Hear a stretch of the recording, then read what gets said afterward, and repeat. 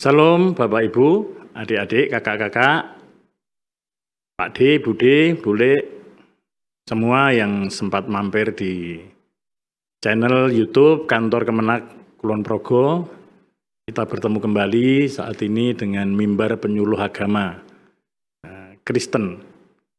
Terima kasih untuk yang sudah sempat mampir, dan hari ini kita mau membagikan tentang bekal kita menghadapi hari-hari ini yang mungkin tidak semakin mudah, tapi dalam kehidupan kita menjalankan iman kepercayaan kita, menjalankan tugas dan tanggung jawab yang diberikan Tuhan kepada kita, mungkin banyak tantangan. Mudah-mudahan apa yang kami sampaikan pada saat ini boleh menjadi bekal, kekuatan iman bagi kami, bagi kita semua, supaya kita bertekun di dalam Tuhan.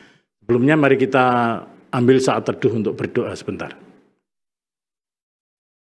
Bapa kami yang di surga, Bapa yang kami sembah, kami kenal di dalam nama Tuhan Yesus, mengucap syukur untuk kesempatan yang baik ini Tuhan, untuk kami boleh membagikan firman-Mu menjadi kekuatan bagi setiap kami yang sempat boleh mendengarkan channel YouTube dari Kantor Kemenak Kulon Progo, boleh menjadi berkat bagi kami semua.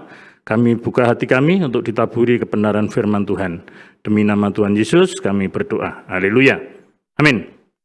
Bapak Ibu yang dikasihi Tuhan Yesus, saat ini saya mau membagikan tentang bertekun, bergiat, semakin semangat melayani Tuhan.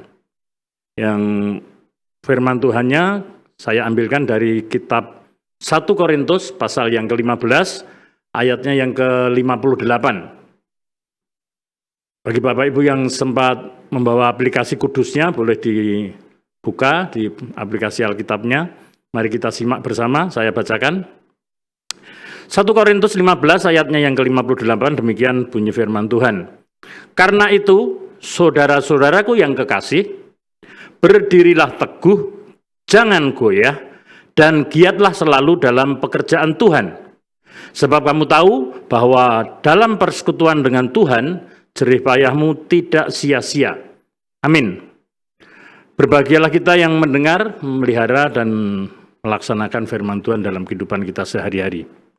Bapak Ibu yang dikasihi Tuhan Yesus, kita mengerti saat ini kita bukan dalam keadaan baik-baik saja. Maksudnya kehidupan bukan semakin gampang, tapi semakin banyak tantangan, banyak hambatan.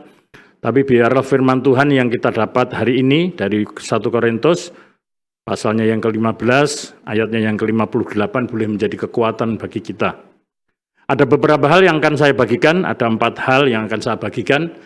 Tapi sebelum saya membagikan poin-poin dari firman Tuhan saat ini, saya mau membuat satu cerita yang kira-kira nanti berkesesuaian dengan ayat ini. Yaitu bahwa kita sebagai orang Indonesia, karena Indonesia itu dikenal sebagai petani. Kebanyakan dari kita adalah bermata pencaharian petani. Di sini saya mau memberikan satu gambaran bahwa seorang petani itu bekerja dengan sedemikian tekun, walaupun apa yang dia tanam tidak berbuah saat itu atau menghasilkan saat itu juga. Dari pagi-pagi misalnya dia ke sawah mempersiapkan lahan yang mungkin banyak rumput, banyak hambatan, harus dibersihkan dari batu-batu, rumput. Kemudian hari berikutnya dia bangun pagi-pagi membawa benih, dia sebar benihnya, dia menaburkan itu dengan setia. Mungkin bagi sebagian orang yang melihat, apalagi misalnya dia dari kelompok pedagang atau apa gitu ya istilahnya, itu begitu nanti belum tentu tumbuh juga, nanti kalau ada hama segala macam. Tapi petani ini memang karena dia punya mentalitas atau modal yang besar bahwa apa yang dia lakukan itu yang penting menabur. Bukan menjadi wewenang dia untuk memberikan pertumbuhan atau memberikan hasil dari tumbuhan yang dia tabur benihnya tadi. Tapi dia yakin bahwa apa yang dia kerjakan nanti ada bagian Tuhan untuk menumbuhkan apa yang ditabur. Ada bagian Tuhan untuk memberikan hasil dari benih, dari pohon yang ditabur dengan setia oleh petani tadi. Mungkin pada waktu ketika hujan deras, petani ini harus berbasah-basah pergi ke ladang, pergi ke sawah. Mungkin pada waktu hari yang terik panas, dia harus tetap pergi. Dan dengan setia itu semua dilakukan. Ada juga mungkin ketika orang-orang yang melihat mengejek sama dia. Misalnya, untuk apa kamu capek-capek menanam? Belum tentu panen berhasil. Namun petani ini adalah tetap giat. Ia tahu bahwa tugasnya adalah menanam dan merawat. Bukan menentukan hasil. Ia yakin bahwa pada waktunya, Tuhanlah yang akan memberikan pertumbuhan. Tuhanlah yang akan memberikan hasil. Beberapa bulan kemudian, apa yang dilakukan petani ini? Benih yang tumbuh subur, menjadi tanaman yang subur, menghasilkan buah yang banyak, dan semua kerja kerasnya tidak sia-sia. Demikian juga dari ayat firman Tuhan yang kita baca hari ini di 1 Korintus 15 ayat yang ke-58 itu, ada beberapa hal yang saya mau bagikan kepada Bapak Ibu. Yang pertama adalah bahwa kita di dalam memperjuangkan iman kita, hidup di dalam dunia yang penuh tantangan ini, yang kita tidak melihat sesuatu yang kelihatan secara panca indera kita, tapi dalam iman kita mengerti bahwa sesuatu hal yang baik saya harus perjuangkan. Walaupun mungkin saya tidak tahu hasilnya ini bagaimana, tapi karena saya yakin bahwa tugas saya adalah berjuang, mengerjakan pekerjaan yang Tuhan berikan pada hari ini. Soal hasil, soal ketentuannya adalah Tuhan yang menjanjikan. Seperti petani tadi, dia bertekun, bergiat, semakin ada tantangan, dia semakin semangat. Kalau misalnya ada hujan deras, nanti kalau ada pematang yang bocor, ada tanaman yang banjir, dia ikut banjir, dia harus menanam lagi, menyulami istilahnya kalau orang Jawa. Terus ditutup pematangnya segala macam. Dia tidak berpikir, sudahlah rusak, biar aja. Tidak begitu. Ada bagian Tuhan, ada bagian dia. Dan dia yakin dengan keyakinannya itu. Seperti kita juga saat ini yakin dengan apa yang kita kerjakan dan yakin bahwa apa yang kita kerjakan itu sesuai dengan firman Tuhan. Jadi yang pertama yang harus kita lakukan adalah tetap bersemangat dan konsisten. Karena kalau seperti petani tadi misalnya tidak konsisten, dia mempersiapkan lahan, terus dia, malas aku mau melanjutkan. Pasti dia tidak jadi menabur benih, pasti dia tidak jadi merawat tanaman, pasti dia tidak merasakan hasil dari tanaman yang dia tanam. Dia baru mempersiapkan lahan terus pergi. Artinya dia tidak bisa konsisten, tidak bisa bertekun. Apalagi mau semangat, gitu. Karena semangatnya sudah kena dulu. Nah, kita di dalam kehidupan ini mungkin banyak hal yang membuat kita secara mental, secara sosial, ekonomi, masyarakat mungkin membuat kita down. Nah, kita harus kembali kepada firman Tuhan. Kita harus kembali kepada kekuatan iman yang diberikan Tuhan sama kita. Karena kita sebagai manusia ini banyak kelemahannya. Kemudian hal yang kedua, pekerjaan Tuhan yang dimaksud apa dari firman Tuhan yang dikatakan di 1 Korintus 15 ayat 58. Dikatakan di situ kan, karena itu saudara-saudaraku yang kekasih, berdirilah teguh, jangan goyah, dan giatlah selalu dalam pekerjaan Tuhan. Oh, ternyata Tuhan punya pekerjaan ya, yang harus kita ikut di dalamnya. Nah, pekerjaan Tuhan itu apa? Di sini saya mau mengatakan bahwa pekerjaan Tuhan itu bukan cuma masalah kita ke gereja saja, menyelenggarakan kebaktian, berkhotbah, memimpin puji-pujian, jadi WL, jadi singer, atau apa. Bukan seperti itu ternyata. Masih banyak hal yang dikerjakan yang menjadi bagian kita, supaya kita masuk di dalam apa yang dinamakan pekerjaan Tuhan. Pekerjaan Tuhan bukan hanya pelayanan di gereja, tetapi juga sikap kita sehari-hari. Yang pertama dikatakan menolong sesama. Menolong sesama. Kita baca di Galatia 6 ayat yang ke-9 sampai yang ke-10. Galatia 6 ayat yang ke-9 sampai yang ke-10. Bapak Ibu, coba buka Alkitabnya, Kita lihat di Galatia 6, ayatnya yang ke-9 sampai yang ke-10.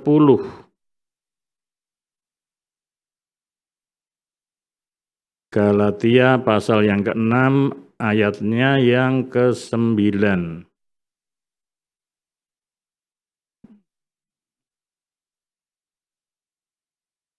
Demikian bunyi firman Tuhan, janganlah kita jemu-jemu berbuat baik, karena apabila sudah datang waktunya, kita akan menuai jika kita tidak menjadi lemah. Karena itu, selama masih ada kesempatan bagi kita, marilah kita berbuat baik kepada semua orang, tetapi terutama kepada kawan-kawan kita seiman. Jadi Bapak Ibu yang dikasihi Tuhan Yesus, adik-adik, kakak-kakak semua, pekerjaan Tuhan bukan melulu kita waktu ke gereja saja, tapi di dalam pelajaran kita hari ini, pekerjaan Tuhan juga tentang berbuat baik untuk sesama, menolong untuk sesama. Bahkan dikatakan di Galatia tadi, untuk semua orang. Dan jangan jemu-jemu, karena pada saatnya kita akan menuai hasilnya. Petani tadi kalau misalnya dia jemu atau putus di tengah jalan, ya dia tidak sempat menuai hasilnya. Misalnya dia baru menanam terus dia, sudahlah ditinggal pergi ya, nanti rumput tinggi, tidak sempat ini berbuah, tidak sempat dia tumbuh subur tanamannya. Begitu juga dalam kehidupan kita sehari, mungkin dalam kondisi perjalanan hidup kita, mungkin umur 30-40 kita berbuat baik, 10 tahun. Tapi setelah 40 tahun ke atas kita malas, wah tidak baik-baik aja lah, berbuat yang semaunya kita aja lah. Itu namanya kita lemah, namanya kita tidak bertekun. Akhirnya apa? Ya apa yang dijanjikan Tuhan yang kepada kita yang tidak terjadi. Karena perjanjian itu ada dua pihak. Pihak pertama dan pihak kedua. Pihak pertama dalam hal ini Tuhan, pihak kedua dalam hal ini kita. Kalau Tuhan menjanjikan kamu akan diberkati, tetapi kamu mesti melaksanakan ini. Nah kalau kita tidak melaksanakan ini dan ini tadi, ya janji Tuhan yang dijanjikan pasti tidak kita dapat. Demikian juga apa yang harus kita lakukan hari-hari ini, mungkin jangan jemu-jemu berbuat baik, kata Galatia. Itu kata Rasul Paulus kepada jemaat yang di Galatia. Kemudian pekerjaan Tuhan yang kedua, hidup di dalam kasih. Hidup di dalam kasih. Ini memang menjadi ciri khas kita. Kita harus hidup di dalam kasih. Kita lihat di 1 Yohanes. Hari ini kita banyak belajar tentang firman Tuhan, supaya kita jangan lalai semasa kita masih mendapat kesempatan untuk belajar firman Tuhan. 1 Yohanes 3 ayat yang ke-18. 1 Yohanes 3 ayatnya yang ke-18. Dikatakan demikian, anak-anakku marilah kita mengasihi bukan dengan perkataan atau dengan lidah, tetapi dengan perbuatan dan dalam kebenaran. Gitu. Jadi ada ajakan di dalam 1 Yohanes pasal yang ketiga ini, anak-anakku, marilah kita mengasihi bukan dengan perkataan saja atau dengan lidah saja, tetapi mesti dengan perbuatan, dan perbuatan dikatakan masih ada lanjutnya, perbuatan dalam kebenaran. Kalau kita telaah satu persatu, misalnya kebanyakan kita sering berhenti di berbuat baik dalam perkataan dan lidah. Jadi, jatuh ya, sakit ya, kasihan. Kita cuma berhenti di kasihan itu. Tidak bertindak selanjutnya, misalnya kalau dia ada kecelakaan ya kita teleponkan ambulan, atau misalnya kita antar ke rumah sakit. Itu tidak mengasihi dengan kata-kata, tapi mengasihi dengan perbuatan. Walaupun di dalam ayat itu masih ada lanjutnya, perbuatan di dalam kebenaran. Kita tidak boleh menolong orang, misalnya ada kecelakaan di jalan, dengan menyusahkan pejalan kaki yang lain. Misalnya kita stop, dia tidak mau berhenti, kita onek-onek, kita maki-maki. Kan tidak benar juga. Karena masing-masing orang punya beban hati masing-masing. Mungkin dia tidak terbeban dengan orang demikian, tapi pelajaran kita hari ini kita mesti terbeban, karena itu bagian dari pekerjaan Tuhan yang harus kita laksanakan. Itu hal yang kedua yang saya mau bagikan. Kemudian berikutnya, hal yang ketiga, Tadi yang pertama adalah tetap bersemangat dan konsisten, kemudian yang kedua pekerjaan Tuhan harus kita jalankan itu dengan segala hal yang dilakukan untuk kemuliaan nama Tuhan. Kemudian 3, melakukan dengan kesadaran bahwa itu bernilai kekal. Jadi sadari apa yang kita lakukan itu bukan cuma seperti petani tadi. Petani yang misalnya untuk hasil 1 kali berbuah saja dia bekerja dengan tekun, apalagi kita yang punya kesadaran bahwa apa yang kita lakukan itu bernilai kekal. Tidak semata-mata untuk kehidupan kita di dunia ini. Kalau kita berbuat baik, buahnya adalah masuk kerajaan Allah, masuk surga. Kalau kita berbuat tidak baik, kita mencemarkan nama Tuhan, ya bagiannya adalah hukuman kekal. Makanya dari situ harus mempunyai kesadaran. Dari kesadaran ini akan timbul, ya tadi, giat, bersemangat, tekun. Melakukannya dengan kesadaran bahwa itu bernilai kekal, artinya apa yang kita kerjakan bagi Tuhan tidak akan sia-sia. Sekalipun mungkin di dunia tidak dihargai. Jadi hal ini mungkin tidak dihargai secara kemanusiaan, tapi Tuhan tahu. Bahkan ada yang bilang kebaikan itu tidak akan hilang karena dia seperti hukum kekekalan masa. Dia selalu ada saja. Nanti tidak pernah hilang kebaikan itu seperti masa. Bukan masa zaman, bukan era ya, tapi masa-masa. Yang terakhir yang saya mau bagikan ini, sikap hati yang setia dan tekun. Sikap hati yang setia dan tekun. Setia itu artinya tidak melirik ke kanan, ke kiri. Tidak memberi perhatian kepada yang lain. Tidak membagi cinta, tidak membagi kasih. Tapi fokus kepada kemuliaan bagi nama Tuhan. Seperti yang dikatakan bahwa apa sih yang menjadi standarisasi pekerjaan Tuhan? Pekerjaan Tuhan itu segala hal yang kita lakukan untuk kemuliaan nama Tuhan. Kalau misalnya kita menolong dengan embel-embel supaya kita dianggap orang baik, ya sudah selesai. Maksudnya kita sudah dapat upah kita. Jadi kalau misalnya kita dianggap baik, ya adalah puji Tuhan lah. Itu jangan malah puji diri. Karena antara puji Tuhan dan puji diri sangat tipis.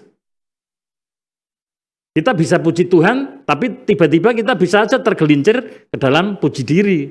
Mencari hormat dan kepujian bagi diri kita sendiri. Nah itulah yang dilakukan setan selama ini, makanya dia kepengen menjadi Tuhan. Nah, kita tidak mau menjadi bala setan. Karena dalam kehidupan ini kan ada 2 toh, ini ada Tuhan, ini ada setan. Ini ada Bapa di surga, ini ada Bapa pendusta. Ini ada firman murni, ini ada firman dusta. Ya kita mau ikut yang mana? Ya kita ya jelas. Apalagi ada fasilitas rutin di channel YouTube kantor Kemenak Kulon Progo dengan mimbar penyuluh agama Kristen, ada mimbar penyuluh agama bagi umat yang lain. Itu adalah makanan-makanan rohani yang mungkin berseliweran yang kita tidak sadari bahwa itu menjadi tubuh rohani kita semakin kuat menghadapi tantangan ini. Jadi saya berpesan kepada Bapak Ibu, adik-adik, kakak semua, mudah-mudahan apa yang saya bagikan hari ini boleh menjadi bekal, apa yang menjadi tanggung jawab yang diberikan Tuhan kepada kita melakukannya dengan tetap bertekun, bergiat, dan semakin semangat melayani Tuhan. Demikian yang bisa saya sampaikan, mari kita berdoa. Mengucap syukur untuk segala kebaikan Tuhan, untuk firman-Mu Tuhan, biarlah menjadi kekuatan iman bagi setiap kami yang sempat mampir di channel YouTube Kantor Kemenak Kabupaten Kulon Progo. Terima kasih hamba-Mu sudah berhenti berbicara, tapi kami yakin Allah Roh Kudus yang ada pada setiap kami akan menerjemahkan lebih dalam lagi, supaya kami semakin paham apa kehendak Tuhan dalam kehidupan kami. Terima kasih Tuhan, demi nama Tuhan Yesus kami berdoa. Haleluya. Amin.